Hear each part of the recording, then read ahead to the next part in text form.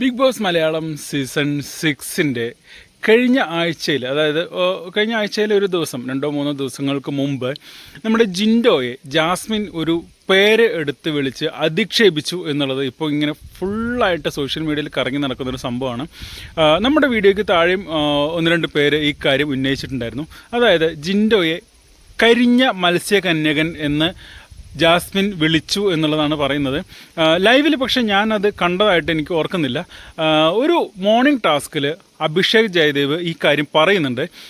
അതായത് അവിടെ ഒരു മ്യൂട്ട് ചെയ്തിട്ടാണ് ബിഗ് ബോസ് കാണിച്ചിട്ടുള്ളത്. ജിൻഡോയെ ഈ വേർഡ് ഉപയോഗിച്ച്, അതായത് കരിഞ്ഞ മത്സ്യകന്യകൻ എന്ന് ജാസ്മിൻ വിളിച്ചതിനെക്കുറിച്ച് അഭിഷേക് പറയുന്നു. അതേപോലെ തന്നെ ഇന്നലെ ജാസ്മിൻ്റെ ജയിൽ റൂമിന് മുന്നിൽ വെച്ച് ജിൻഡോ ജാസ്മിനോട് ചോദിക്കുന്നുണ്ട്, ഞാൻ കരിഞ്ഞ മത്സ്യകന്യകനാണ് അല്ലേടി എന്ന് ചോദിക്കുന്നുണ്ട്. തീർച്ചയായിട്ടും ജാസ്മിൻ അങ്ങനത്തെ ഒരു പദപ്രയോഗം നടത്തിയിട്ടുണ്ട് എന്നുണ്ടെങ്കിൽ ഇന്ന് ലാലേട്ടൻ അത് തുറന്ന് കാണിക്കേണ്ടത് തന്നെയാണ്. അതിന് തക്കതായിട്ടുള്ള ശിക്ഷ കൊടുക്കേണ്ടത് തന്നെയാണ്.